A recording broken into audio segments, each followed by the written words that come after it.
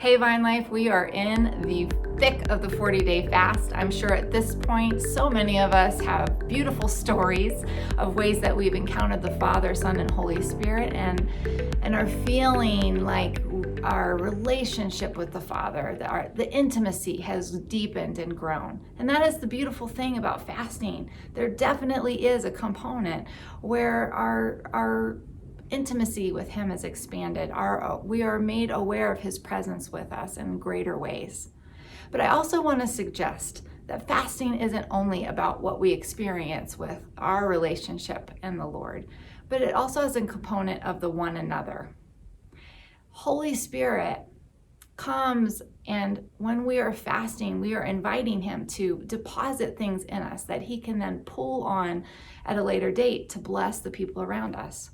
You see, there's this curious story in Mark chapter 9 where a father has a son. And since this boy was a young child, he was tormented by a demon that would cause him to throw himself in the fire or try to drown himself in the water. And he brings his son to the disciples and asks them to do something about it, and they're not able to help. And so then the father brings the son to Jesus, and Jesus casts out the demon. So the disciples later go to Jesus and say, why were we not able to cast that demon out? Now Jesus does talk to the disciples about their faith and that they need to trust that they can do these things that they see Jesus doing. But then he also says something really interesting. This kind comes out through fasting and prayer. Now, we don't really know what this kind is. We don't know specifically what this demon is. We just know that it's a demon, and we see the manifestations of how he was presenting himself through this young boy. But we definitely can recognize and hear that Jesus is saying to deal with this kind, whatever it is, requires fasting and prayer. Now we know that Jesus didn't tell the Father, hang on, come back in 3 days after I fasted and prayed, and then I can help you. He immediately is able to pray and command that demon to come out. So what is happening? How is Jesus able to do this? Well, we know that he fasted in the desert for 40 days. So could it be that in that moment when he meets this young boy, or this boy, he's no longer young, but this boy who is needing deliverance, that Holy Spirit is able to pull out of Jesus what was deposited in that 40-day fast and set this boy free from the oppression of the demon? Well, it's possible that Jesus understood Isaiah 58, where God is talking about fasting, and he says, starting in verse 5, is this the kind of fast I have chosen, only a day for a man to humble himself? Is it only for bowing one's head like a reed, or for lying on sackcloth and ashes? Is that what you call a fast, a day acceptable to the Lord?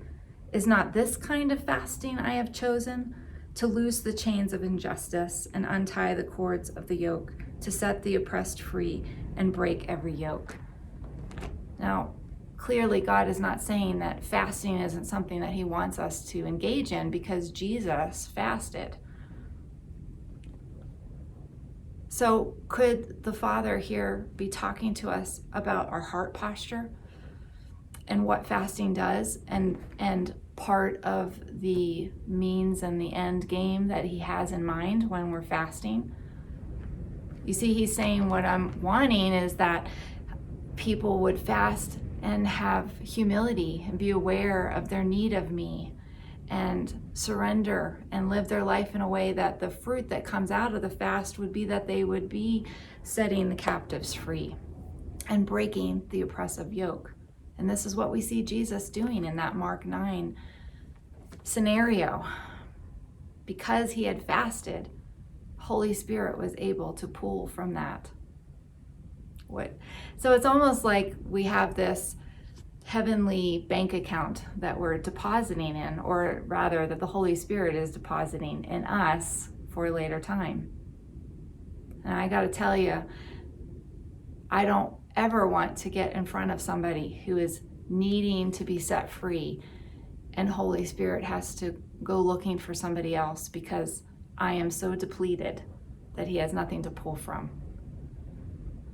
My hope and encouragement for all of us is that after this 40-day fast, not only will we have things for the Holy Spirit to be pulling from for us to help others that are oppressed and needing prayer and needing deliverance, but that we would live our lives in such a way that we are ordering our lives and setting in the rhythm of our years times where we're giving ourselves to fasting and prayer, so that whenever we come in contact with somebody who is needing deliverance, Holy Spirit can say, yep, there's my people.